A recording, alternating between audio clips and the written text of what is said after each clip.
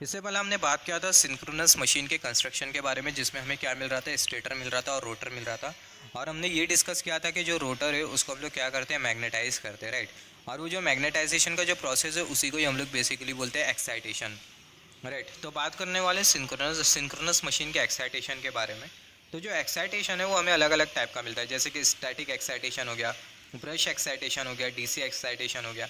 Excitation का मतलब क्या, जो एक्साइटेशन होता है वो प्रोसेस होता है जिसमें हम लोग करते क्या है, मैग्नेटाइज करते हैं, या फिर हम लोग बोल सकते हैं एनर्जाइज करते हैं। किसको एनर्जाइज, किसको मैग्नेटाइज करते हैं, हम लोग फील्ड वाइंडिंग को मैग्नेटाइज करते हैं, या फिर हम लोग बोल सकते हैं फील्ड वाइंडिंग को एक्साइट करते हैं। फील्ड वाइंडिंग मतलब हमारी जो रोटर की जो वाइंडिंग होती है, या फिर हम लोग बोल सकते हैं जो रोटर सर्किट है उसको हम लोग बेसिकली एनर्जाइज करने का काम करते हैं, राइट। और वो जो एनर्जाइज करने का जो प्रोसेस है उसी को ही हम लोग बेसिकली बोलते हैं एक्साइटेशन। तो यहाँ पर अभी अगर हम लोग देखें, जो सिंक्रोनस मशीन है वो हमारे अंडर एक्साइटेशन पे भी चल सकते हैं। मतलब अंडर एक्साइटेड सिंक्रोनस मशीन होती है हमारे पास, नॉर्मली एक्साइटेड सिंक्रोनस मशीन होती है और ओवर एक्साइटेड सिंक्रोनस मशीन होती है। हमें ऐसा बोलना चाहिए कि हमारी जो सिंक्रोनस मशीन है वो अंडर एक्साइटेशन पे भी काम करती है। अंडर एक्साइटेशन पर अगर हमारी मशीन चल रही है तो हम लोग बोलेंगे अंडर एक्साइटेड मशीन। सिमिलरली अगर सिंक्रोनस मशीन अगर नॉर्मल एक्साइटेशन पे चल रही है तो हम लोग बोलेंगे नॉर्मली एक्साइटेड मशीन। सिमिलरली अगर सिंक्रोनस मशीन अगर ओवर एक्साइटेशन पर चल रही है तो हम लोग बोलेंगे ओवर एक्साइटेड मशीन। तो हमारे पास सिंक्रोनस मशीन को भी हम लोग कुछ इस तरीके से कैटेगराइज करते हैं on the basis of excitation, under excitation, normally excitation and over excitation. तो यहाँ पर अभी अगर हम लोग देखें, सबसे पहले ये अंडर एक्साइटेशन, नॉर्मल एक्साइटेशन और ओवर एक्साइटेशन का मतलब क्या है। अंडर एक्साइटेशन में बेसिकली होता है क्या, जो फील्ड करंट होता है उसका जो मैग्नीट्यूड होता है वो कम होता है, उसके वजह से जो मशीन है उसमें जो मैग्नेटाइजेशन होता है वो कम होता है। नॉर्मल एक्साइटेशन में होता क्या है, जो फील्ड करंट है उसका जो मैग्नीट्यूड है वो कैसा होता है, नॉर्मल होता है, ना ही ज़्यादा होता है ना ही कम होता है फील्ड करंट का मैग्नीट्यूड, जिसके वजह से होता क्या है, जो एक्साइटेशन है उसको हम लोग बेसिकली बोलते हैं नॉर्मल एक्साइटेशन। ओवर एक्साइटेशन के केस में होता क्या है, जो फील्ड करंट का जो मैग्नीट्यूड है वो बहुत ज़्यादा होता है। फील्ड करंट का मैग्नीट्यूड ज़्यादा होने की वजह से जो एक्साइटेशन है उसको हम लोग बेसिकली बोलते हैं ओवर एक्साइटेशन। फील्ड करंट का मैग्नीट्यूड ज़्यादा होने की वजह से होता है कि हमारी मशीन में जो मैग्नेटाइजेशन होता है वो ज़्यादा होता है। मैग्नेटाइजेशन ज़्यादा होने की वजह से होता है कि हमारी जो मशीन है वो ओवर एक्साइटेड मशीन हो जाती है।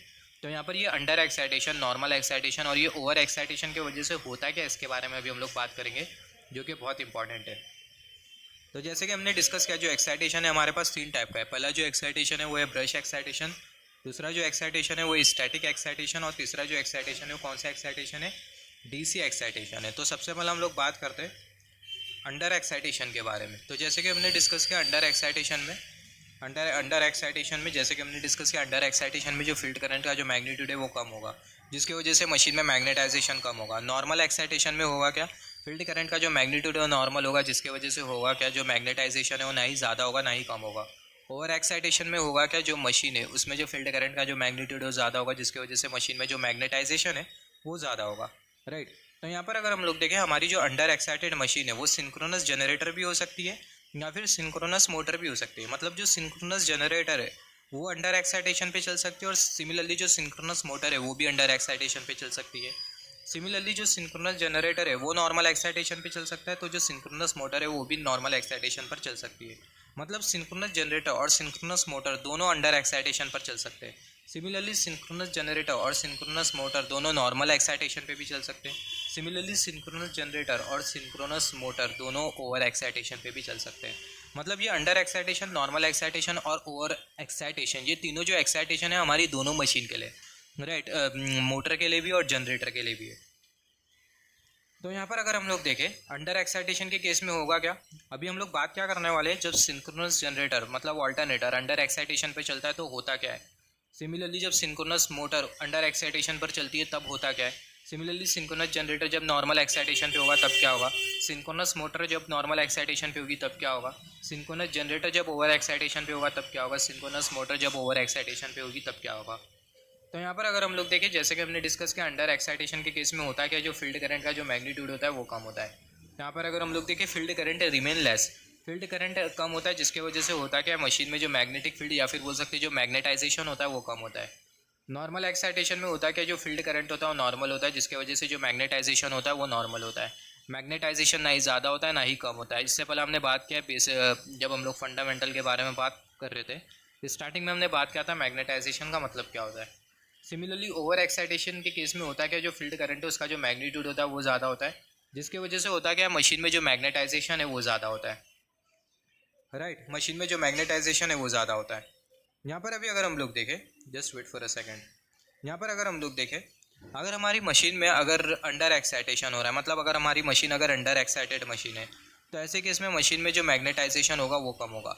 अभी मैग्नेटाइजेशन बनाने के लिए मैं ऑब्वियसली जो मशीन है वो मैग्नेटाइजेशन को इंक्रीज़ करना चाहेगी, राइट। इससे पहले हमने बात किया था। तो मैग्नेटाइजेशन को अगर हमारी मशीन में इंक्रीज़ करना है तो हम लोग बेसिकली करेंगे क्या, या फिर हमें क्या करना होगा। इससे पहले हमने बात किया है, अगर हमें मशीन में मैग्नेटाइजेशन को अगर इंक्रीज़ करना है तो हमें बेसिकली जो रिएक्टिव पावर का जो मैग्नीट्यूड है उसे हमें क्या करना होगा, इंक्रीज़ करना होगा, राइट। तो अंडर एक्साइटेड मशीन करती क्या है, जो रिएक्टिव पावर है उसे एब्जॉर्ब करती है। तो यहाँ पर अगर हम लोग देखें, जो अंडर एक्साइटेड मशीन है, चाहे जनरेटर होने दो या फिर मोटर होने दो, अंडर एक्साइटेड मशीन क्या करती है, जो रिएक्टिव पावर है उसे एब्जॉर्ब करती है। कहाँ से एब्जॉर्ब करती है, आर्मेचर से। तो जो मशीन है वो रिएक्टिव पावर को एब्जॉर्ब करती है, कहाँ से, आर्मेचर से। तो यहाँ पर अगर हम लोग देखें, machine will absorb reactive power from armature. Similarly अगर हम लोग देखें, जो नॉर्मली एक्साइटेड मशीन है, नॉर्मली एक्साइटेड मशीन में जो मैग्नेटाइजेशन है वो कैसा है, वो नॉर्मल है। ना ही मैग्नेटाइजेशन कम है, ना ही मैग्नेटाइजेशन ज़्यादा है। तो मशीन ना ही रिएक्टिव पावर एब्जॉर्ब करेगी, ना ही डिलीवर करेगी। यहाँ पर अगर हम लोग देखें, machine neither absorb reactive power nor deliver reactive power. Similarly अगर हम लोग देखें, ओवर एक्साइटेशन में हो क्या रहा था, मशीन में जो मैग्नेटाइजेशन है वो ज़्यादा हो रहा था। अगर मशीन में मैग्नेटाइजेशन अगर ज़्यादा होता है तो ऑब्वियसली जो मशीन है वो क्या करेगी, जो रिएक्टिव पावर है उसे डिलीवर करेगी। तो जो मशीन है वो क्या करेगी, ओवर एक्साइटेशन के केस में जो रिएक्टिव पावर है उसे डिलीवर करेगी। तो over excited machine, over excited alternator और ओवर एक्साइटेड मोटर जो बेसिकली करते क्या है, जो रिएक्टिव पावर है उसे डिलीवर करते हैं। यहाँ पर अभी अगर हम लोग देखें, यहाँ पर अभी अगर हम लोग देखें, अंडर एक्साइटेड मशीन के केस में जो आर्मेचर रिएक्शन है वो कैसा होता है, मैग्नेटाइजिंग होता है। आर्मेचर रिएक्शन कैसा होता है, मैग्नेटाइजिंग होता है, राइट। और सिमिलरली अगर हम लोग देखें, नॉर्मल एक्साइटेड मशीन के केस में जो आर्मेचर रिएक्शन है वो कैसा होता है, क्रॉस मैग्नेटाइजिंग होता है, बहुत इंपॉर्टेंट है। ओवर एक्साइटेड मशीन के केस में जो आर्मेचर रिएक्शन है वो कैसा होता है, डीमैग्नेटाइजिंग होता है, राइट। तो ये बहुत इंपॉर्टेंट है, आप इसको नोट डाउन कर लो। अंडर एक्साइटेशन के केस में जो आर्मेचर रिएक्शन है वो कैसा होता है, मैग्नेटाइजिंग होता है। नॉर्मल एक्साइटेशन के केस में जो आर्मेचर रिएक्शन है क्रॉस मैग्नेटाइजिंग होता है। ओवर एक्साइटेशन के केस में जो आर्मेचर रिएक्शन है वो कैसा होता है, डीमैग्नेटाइजिंग होता है। यहाँ पर अभी अगर हम लोग देखें, अभी हम लोग पहला कंसीडर करते हैं सिंक्रोनस मोटर, फिर उसके बाद हम लोग बात करेंगे सिंक्रोनस जनरेटर के बारे में। तो यहाँ पर अगर हम लोग देखें, अंडर एक्साइटेशन के केस में जो सिंक्रोनस मोटर है वो ऑपरेट करती है लैगिंग पावर फैक्टर पर। यहाँ पर अगर हम लोग देखें, synchronous motor operate at lagging power factor, operates at lagging power factor. तो हमें सबसे पहला, जब भी हम लोग under excitation, normal excitation, over excitation consider कर रहे होगे और मशीन को हम लोग कंपेयर कर रहे होगे, तो सबसे पहला हमें कंसिडर करना है मोटर।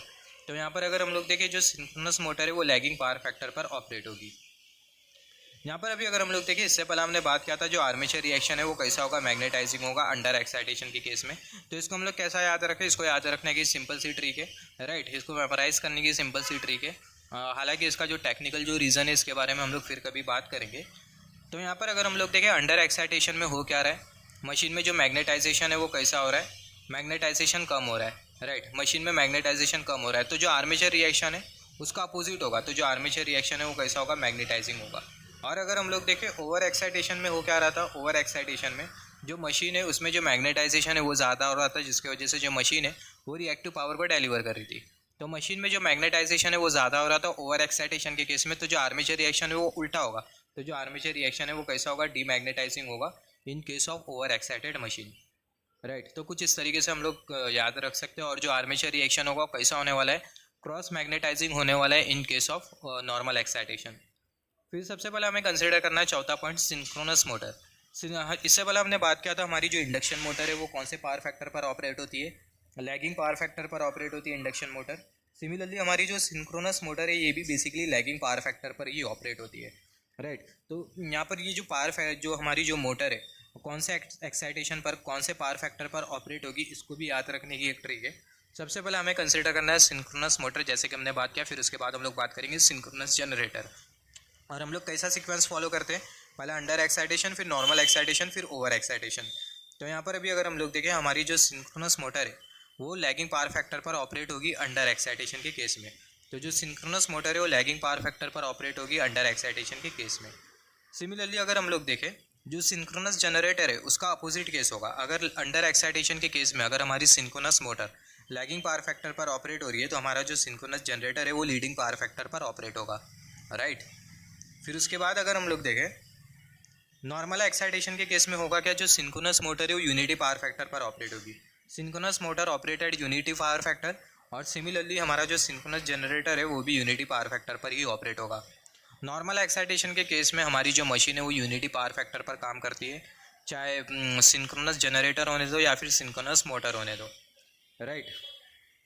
फिर उसके बाद अगर हम लोग देखें ओवर एक्साइटेशन के केस में होगा क्या, यहाँ पर अभी अगर हम लोग देखें अंडर एक्साइटेशन में हमारी जो सिंक्रोनस मोटर है वो लैगिंग पावर फैक्टर पर काम करेगी, तो ओवर एक्साइटेशन के केस में होगा क्या, हमारी जो सिंक्रोनस मोटर है वो लीडिंग पावर फैक्टर पर काम करेगी। Synchronous motor operate at leading power factor in over excitation, और जो सिंक्रोनस जनरेटर होगा उसका अपोजिट होगा, तो जो सिंक्रोनस जनरेटर है वो लैगिंग पावर फैक्टर पर ऑपरेट करेगा, राइट। फिर उसके बाद अगर हम लोग देखें हमारी जो सिंक्रोनस मोटर है लैगिंग पावर फैक्टर पर ऑपरेट कर रही है अंडर एक्साइटेशन के केस में, इसका मतलब हमारी जो सिंक्रोनस मोटर है वो इंडक्टर के तौर पर काम कर रही है। सिमिलरली अगर हम लोग देखें जो सिंक्रोनस मोटर है वो यूनिटी पावर फैक्टर पर ऑपरेट कर रही है नॉर्मल एक्साइटेशन में, तो हमारी जो सिंक्रोनस मोटर है वो किसके तौर पर काम कर रही है, रेसिस्टर के तौर पर काम कर रही है।